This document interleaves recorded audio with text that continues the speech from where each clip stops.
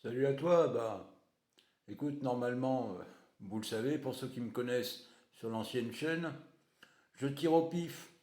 Et là, je vais te lire, j'ai trouvé, je l'ai tiré au pif, Approche du désarroi, tiré de Rester vivant et autres textes, Michel Houellebecq, Librio, littérature, ça coûte que dalle.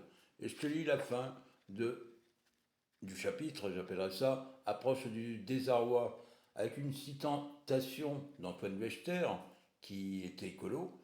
Je me bats contre des idées dont je ne suis pas sûr qu'elles existent.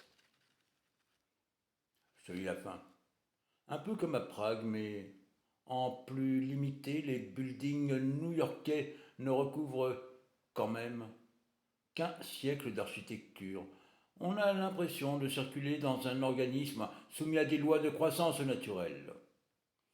À l'opposé, les colonnes de Buren dans les jardins du Palais Royal restent figées dans une opposition bébête avec leur environnement architectural.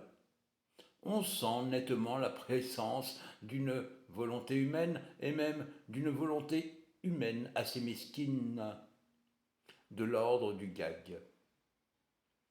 Il est possible que l'architecture humaine n'atteigne sa plus grande beauté que lorsque, par bouillonnement et juxtaposition, elle commence à évoquer une formation naturelle.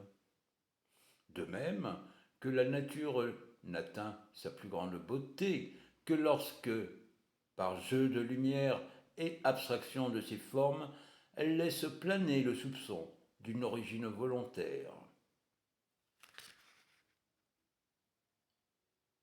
Salut à toi, c'est à réfléchir.